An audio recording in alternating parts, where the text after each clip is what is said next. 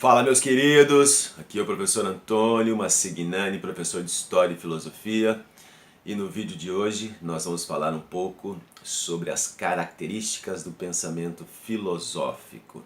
Sejam todos muito bem-vindos, não se esqueçam de se inscrever no canal e também deixar seus comentários, perguntas, que a gente sempre que possível a gente vai respondendo cada um com o maior carinho. Bom, vamos então ao vídeo de hoje. Como vocês sabem, os historiadores da filosofia dizem que esta tem data e local de nascimento, ou seja, ela nasceu no final do século VII a.C. e início do século VI a.C. Bom, como vocês também sabem, a gente já trabalhou isso no vídeo anterior, a filosofia nasceu da síntese do pensamento e do que nasceu do contato dos gregos com os outros povos, principalmente caldeus, babilônicos, egípcios.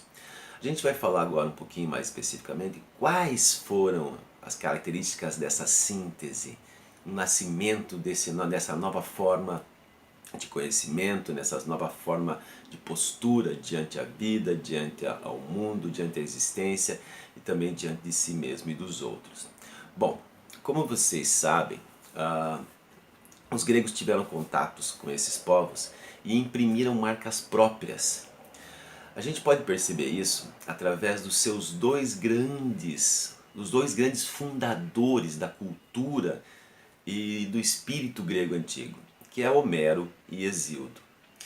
Tanto Homero quanto Hesíodo vão criar toda a narrativa mítica através das quais os filósofos posteriormente vão transformar o mito em filosofia. Como vocês sabem, Homero escreveu duas obras. Homero era um poeta, rapsódio, um aedo, que era cego. Sua existência ainda é muito questionada, muito pensada e verificada, embora ainda haja dúvida.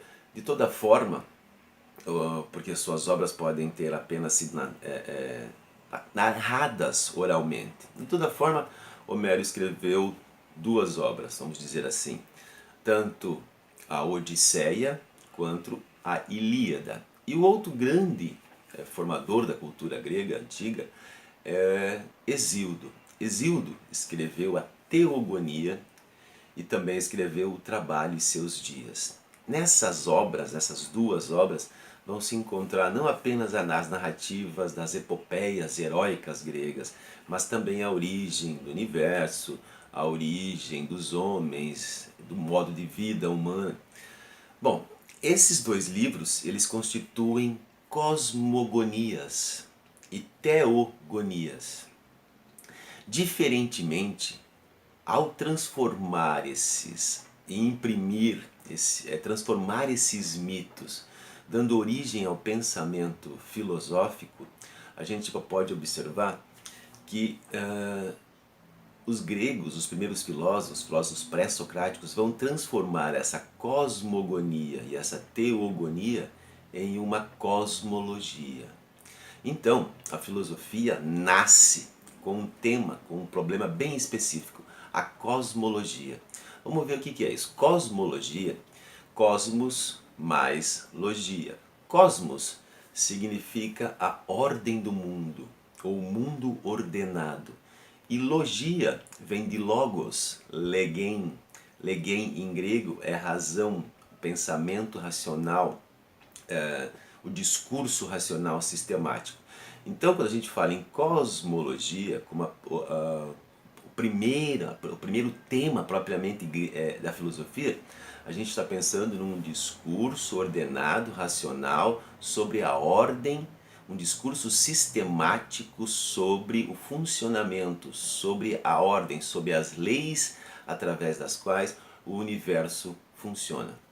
Bom, para a gente falar um pouquinho das modificações, essa síntese que os gregos fizeram através das ideias que eles colheram desses povos, a primeira coisa que a gente precisa observar é com relação aos mitos.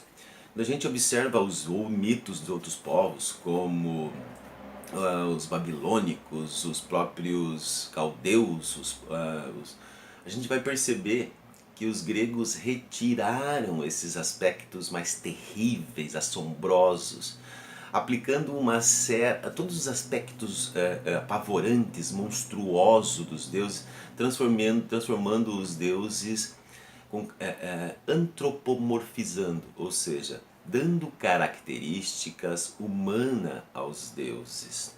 Como vocês sabem, os gregos, na verdade, deram uma racionalização aos deuses, tornando os deuses não mais próximos aos humanos, mas também dando-lhes uma certa ordenação, uma certa lógica, uma certa sistematização na criação do mundo. Bom, com relação ao conhecimento, os gregos não apenas criaram a filosofia, mas também criaram a ciência, ou seja, um conhecimento racional, abstrato, sistemático sobre o mundo. É importante diferenciar a ciência moderna da ciência antiga.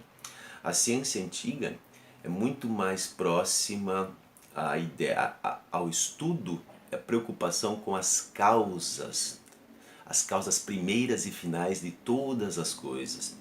Então, assim, os gregos pegaram dos egípcios, por exemplo, aquilo que era agrimensura, ou a capacidade de medir e calcular espaços geométricos, e transformaram em matemática. Eles pegaram, por exemplo, a astrologia dos caldeus e dos babilônicos e transformaram a capacidade de olhar de produzir os signos, da leitura dos astros, e transformaram em astronomia.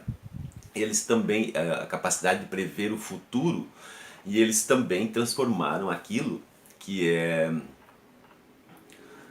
apenas um conhecimento, sabedoria prática. Um exemplo bem simples é isso. Todas as pessoas sabem, quando a gente pergunta para qualquer agricultor ou qualquer pescador por que a lua influencia, interfere, por exemplo, nas plantas, nas marés e na pesca.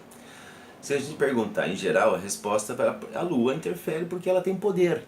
Mas na verdade, ela exerce apenas duas forças. Ela apenas reflete a luz do sol e exerce o poder de gravidade. Então perceba, os gregos transformaram esse conhecimento prático em conhecimento teórico, fundamentado, sistemático e organizado. Bom, outro aspecto importantíssimo diz respeito à organização política e o nascimento da política. Bom, quando a gente fala que os gregos inventaram a ciência, inventaram a filosofia, desenvolveram a matemática, desenvolveram a medicina, é importante que todo aquilo que era conhecimento misterioso e mágico das doenças começaram a ser desenvolvidos em um conhecimento prático do cuidado de si, do cuidado com a saúde, com a alimentação. Então perceba que os gregos pegaram todos esses frutos que nasceu do seu contato com outras civilizações e transformaram em um conhecimento racional, sistemático, organizado, em um discurso lógico. Então, bom, com relação às perguntas, os outros povos, que não gregos, todos eles não separavam o poder político, militar e religioso e econômico. Todos eles concentravam-se. Então, a organização política era centrada numa autoridade. Os gregos, portanto, inventaram a política, ou seja, a capacidade de estabelecer normas, leis, formas de organização, não através de uma autoridade centralizada e autoritária, mas através do diálogo, da conversa, da procura, do debate, em qual era o melhor modo de vida, qual a melhor forma de organização da sociedade. Então, a política nasce com os gregos. A gente pode dizer que o pensamento político é a capacidade de decidir diretamente, através do discurso, do debate, a forma como a nossa sociedade vai ser organizada. Além disso, a gente não pode esquecer também que os gregos aplicaram uma mudança muito profunda em relação ao próprio pensamento. Para dar um exemplo sobre isso, a gente pega a ideia, por exemplo, de Sócrates. Só sei que nada sei. Se a gente observar essa frase, sei que nada sei, é um saber sobre o próprio saber. Então os gregos transformaram aquele conhecimento empírico, prático, em sabedoria teórica, mas a partir desse instante o próprio conhecimento precisa ser avaliado, o próprio conhecimento precisa ser posto em xeque. Então é um saber sobre o próprio saber, ou seja, quando a gente fala que a filosofia é a tentativa de construção de um conhecimento sistemático, organizado, racional, esse conhecimento ele precisa ser o quê? Posto em xeque, submetido à análise de seus fundamentos, de sua validade e principalmente também a observação se este conhecimento, que é agora sistemático, prático, tem valor real na vida. Ou seja, para os gregos, somente é conhecimento aquilo que está diretamente ligado à sua existência, à sua vida prática, à sua existência. Então, meus amigos, no vídeo de hoje, como vocês viram, a gente tratou de algumas características que nasceram na Grécia a partir da síntese imprimida pelos gregos ao pensamento oriental.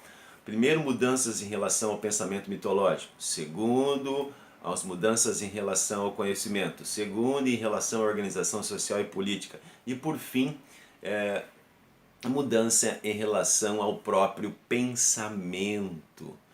Então, meus amigos, espero que vocês tenham gostado. Ativem o sininho e fiquem sempre com a gente. Um grande abraço e até o próximo vídeo.